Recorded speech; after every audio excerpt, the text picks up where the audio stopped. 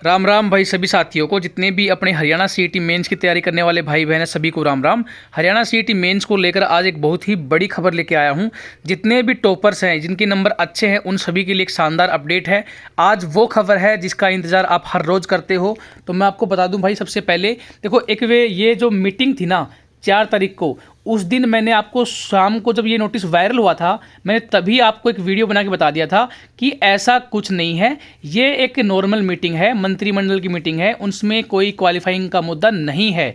लेकिन कई यूट्यूबर्स ने क्या बोला था कि सीएम साहब करेंगे ऐलान, सीईटी होगा क्वालिफाइंग। मतलब प्रोपेगेंडा जो है ना, वो इतना यूट्यूब पे इतना फैला रखा है, इतना ज़्यादा मतलब क्या बोले उसको, ढीठ मानस हैं कि कुछ भी मतलब उनको पास में एक छोटा सा सोर्स मिलना चाहिए, बस लगा देते हैं आग मार्केट में। तो भाई आप सभी जो है ना, एक जेन्युइन सच्चाई के ऊपर है ना विश्वास किया करो, और अपने चैनल पे हमेशा आपको सच्चाई मिलेगी, क्योंकि आज तक कभी भी एक भी ऐसी चीज़ नहीं बताई है जो कि मैंने गलत बताई हो, अपनी मन से बताई हो, या फिर कुछ भी ऐसा नहीं बताया मैंने। हमेशा वही चीज़ बताता हूँ जो रियल होती हैं, या फिर एचएसएससी में या फिर सरकार के बीच में चल रही होती हैं, वही चीज़ें मैं आपके साथ में शेयर करता हूं। उस दिन भी मैंने आपको बताया था कि 4 तारीख को कोई मीटिंग जो है वो सीईटी के रिगार्डिंग नहीं है, वो उनकी नॉर्मल मीटिंग है। और आज का न्यूज़पेपर देख लीजिए, काफ़ी यूट्यूबर ने ये बात फैलाई भी थी, आपको पता भी होगा, मैं नाम भी नहीं लूँगा, सबको पता है। लेकिन सिर्फ और सिर्फ व्यूज़ और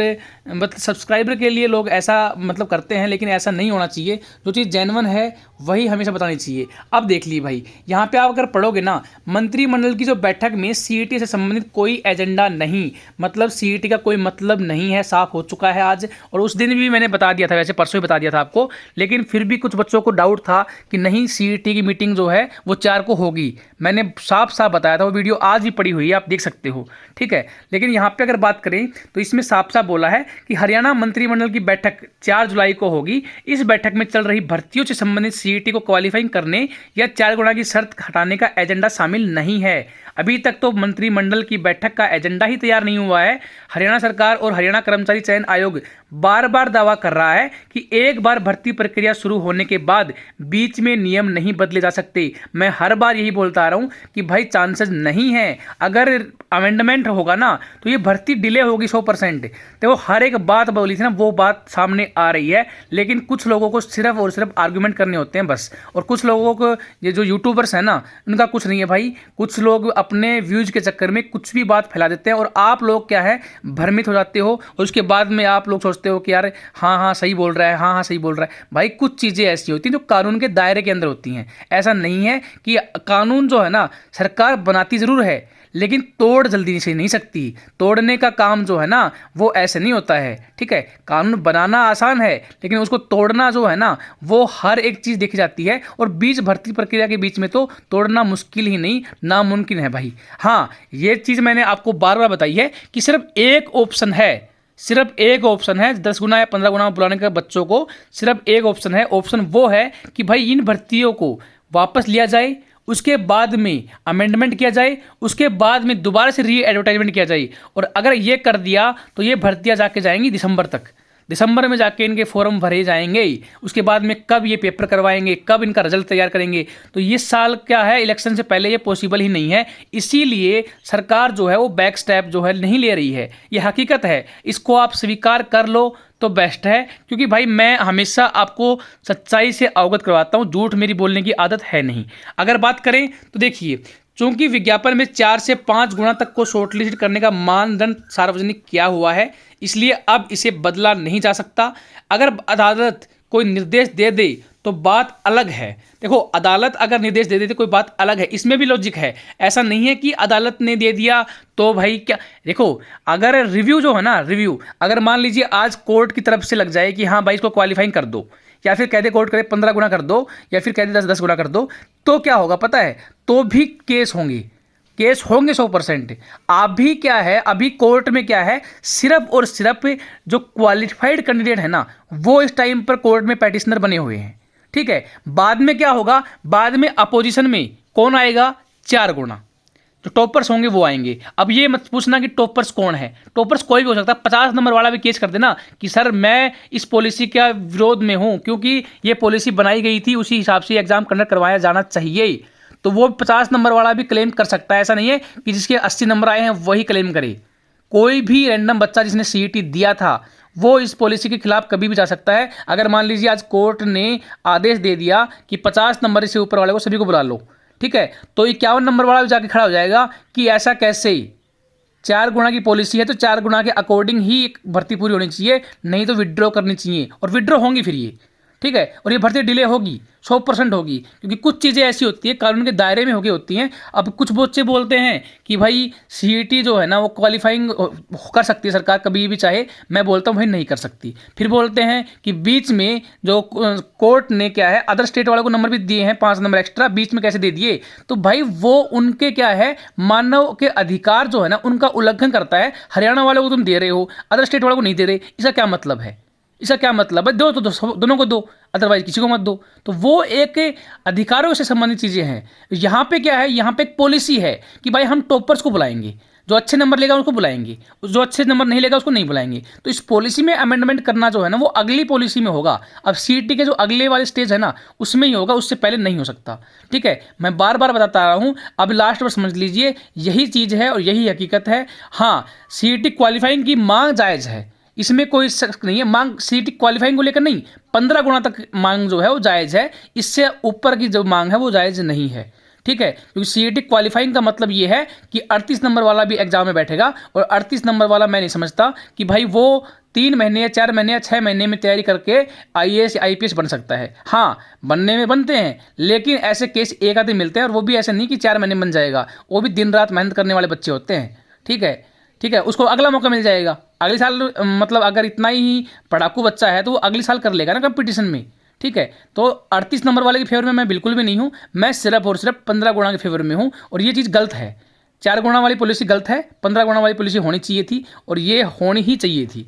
लेकिन अभी बीच में अमेंडमेंट नहीं हो सकता, इस बात को आप स्वीकार कर लीजिए, क्योंकि ये चीज़ें जो हैं वो लीगली पॉइंट हैं। अब बात करें तो आगे देखिए भाई, अगर अदालत कोई निर्देश दे दे तो बात अलग है। गौर मतलब यह है कि सीईटी पास अभी सभी अभ्यर्थी लगातार मांग कर रहे हैं कि सीईटी को क्वालिफाइंग नेचर का बनाया जाना चाहिए। उन्होंने आंदोलन भी किए, मुख्यमंत्री मनोहर लाल से जनसंवाद कार्यक्रम में कई स्थानों पर आग्रह भी किया, सोशल मीडिया पर कैंपेन भी चलाई गई। दैनिक सवेरा को लगातार हजारों सीईटी पास अभ्यर्थी मतलब मैसेज भेजकर भी आग्रह करते हैं कि सीईटी क्वालिफाइंग किया जाए।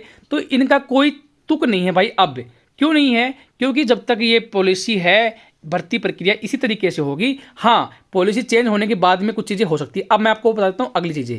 देखो भाई, अपना चैनल जरूर सब्सक्राइब कर लीजिएगा, टेलीग्राम का है, इस पर मैंने सारा स्टडी मटेरियल जो है वो प्रोवाइड कर दिया है। अगर आप चाहो तो द बर्निंग स्टडी जो है ना सर्च भी कर सकते हो, यहाँ पे आपको चैनल मिल जाएगा। ठीक है, अब मैं पूरी चीज़ बताता हूँ आपको, पूरी न्यूज़ बता देता हूँ। आयोग ने अब विज्ञापन में लिखे मानदंड को मानने के लिए बाध्य है, इसलिए कोई परिवर्तन जो है मुकदमेबाजी की ओर ले जाएगा और भर्ती में देरी होगी। बिल्कुल वही बात है जो मैंने बताई थी। अब देख लीजिए भाई, यहाँ पर देखिए, अगर देखा जाए तो यहाँ पर कुछ मतलब इन्फॉर्मेशन भी और भी हैं, खास इन्फॉर्मेशन है, बता देता हूँ मैं। ग्रेजुएट पोस्ट ग्रेजुएट होने के लिए 10वीं और 12वीं पास होना जरूरी, आयोग ने कहा। एचएसएससी ने दलील दी कि ग्रेजुएट और पोस्ट ग्रेजुएट होने के लिए हर किसी को बेस लेवल यानी 10वीं या 12वीं करना जरूरी है। हरियाणा सरकार या आयोग ने सीईटी के लिए ग्रुप सी के लिए 10+2 लेवल आधार रखा था। मतलब जो सीईटी प्रीलिम्स लिया था वो हमारा जो आयोग का मतलब जो भी अधिकार था वो 10+2 था, मतलब +2 लेवल का था।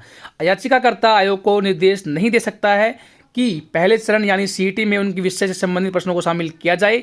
यह आयोग का फैसला है कि भर्ती प्रक्रिया को तेज करने के लिए उम्मीदवारों को शॉर्टलिस्ट कैसे किया जाए।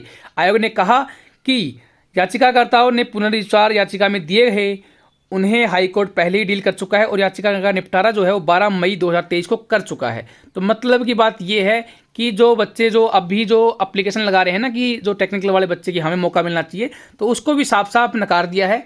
और अगर बात करें तो यहाँ पे एक बात और बोली है, खेल के बीच में नियम नहीं बदले जा सकते।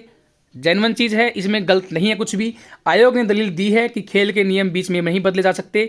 सिद्धांत याचिकाकर्ताओं के मौजूद मामले में भी लागू होते हैं। सुप्रीम कोर्ट भी टिप्पणी कर चुका है कि अगर चयन शुरू हो चुका है तो बीच में मानदंड नहीं बदले जा सकते। अगर बात करें तो देखिए भाई, यहाँ पे ये पॉलिसी है जो आई थी, सीईटी की पॉलिसी है, इसमें सब कुछ लिखा हुआ है।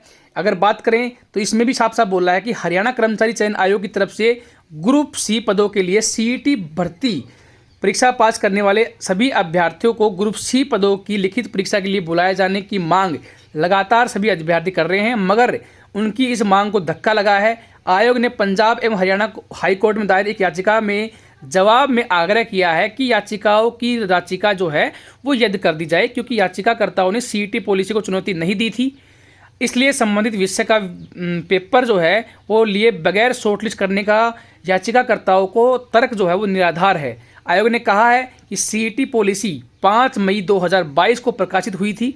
अगर याचिकाकर्ताओं को आपत्ति थी तो उचित स्टेज मतलब जब भी उस टाइम पर उनको बताना चाहिए था, ठीक है। इसलिए कोई परिवर्तन जो है, अब जो परिवर्तन होगा वो कोर्ट केस की ओर लेके जाएगा, ठीक है। और इसमें क्या है, भर्ती में फिर डिले होगा और ये चीज़ें जो हैं बिल्कुल भी बर्दाश्त नहीं हो सकती। ये चीज़ें जो हैं बहुत ही भर्ती को लंबी लेके चली जाएंगी और ये चीज़ें गलत हो जाएंगी। ये सारी चीज़ यहाँ पे बोली गई हैं। अब देखिए भाई, ये एक चीज़ और बताता हूँ मैं आपको। देखिए 3,59,147 ने पास किया है सीईटी। आयोग ने जानकारी दी कि 5-6 नवंबर 2022 को सीईटी में लगभग 7,73,000 उम्मीदवार अपील हुए थे जो ग्रुप सी भर्ती के लिए मतलब भर्ती होना चाहते थे।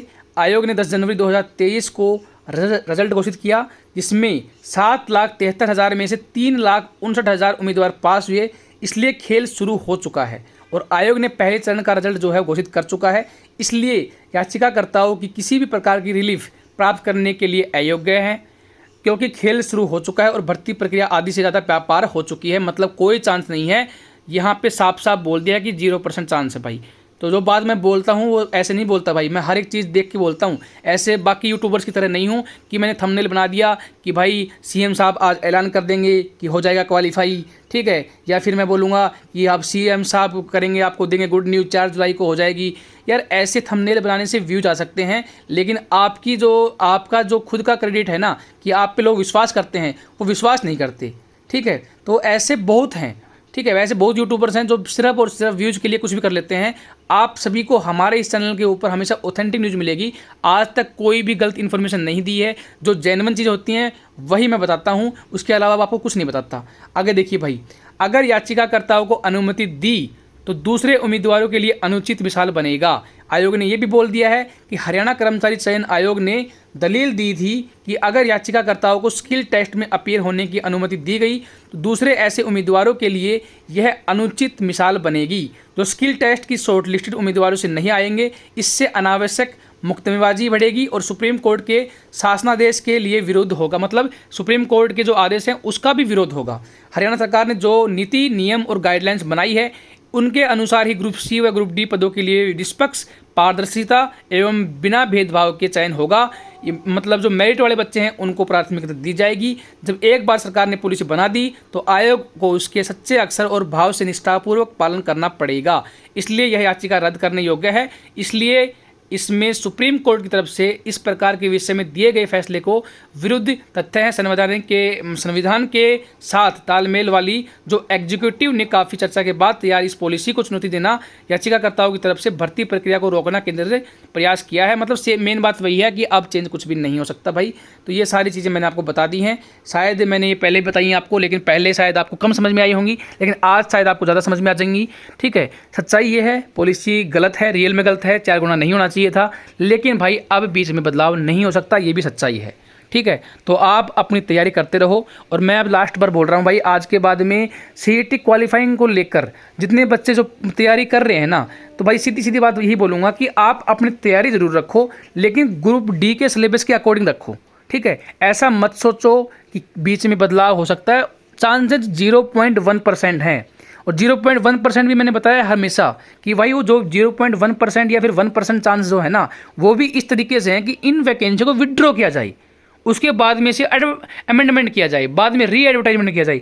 तो इसके चक्कर में दिसंबर तक आ जाएगा बात, दिसंबर 2023 आ जाएगी, तब तक तो कुछ होगा ही नहीं। तब तक तो बच्चे, तुम्हें पता है फिर सीईटी होना ही नहीं है, इलेक्शन आ जाएंगे सर पे, फिर तो समझ रहे हो आप क्या होना है, ठीक है। तो ये चीज़ है, खेल के रूल बीच में नहीं बदले जा सकते। हाँ, बदले जा सकते हैं, वो रूल बदले जा सकते हैं जिससे किसी भी मतलब कैंडिडेट को नुकसान ना हो। सभी के लिए अगर चीज़ें सेम है ना तो वो रूल बदले जा सकते हैं, कुछ रूल ऐसे होते हैं जो बीच में भी बदले जाते हैं, ठीक है, लेकिन हर रूल नहीं बदला जा सकता। इससे रूल को बदलने से इसका मतलब ये है कि जो 4 गुना वाले जो टॉपर बच्चे हैं उनके मतलब जो अधिकार हैं उनका हनन होना, ठीक है। हाँ, कुछ ऐसे रूल्स हैं जो मतलब कि कभी भी बीच में बदले जा सकते हैं, तो वो चीज़ होती सभी के लिए होना अलग चीज़ है, ठीक है। तो इस चीज़ को आप समझिए। बाकी ये वीडियो आप तक मैंने बता दी, सारी चीज़ें आपको बता दी हैं। वीडियो पसंद आई हो तो लाइक कर दीजिएगा। आप हमारे चैनल को ज़रूर सब्सक्राइब कर लीजिएगा, क्योंकि यहाँ पे आपको हमेशा ऑथेंटिक न्यूज़ मिलेगी और सबसे सही मिलेगी। Thank you so much.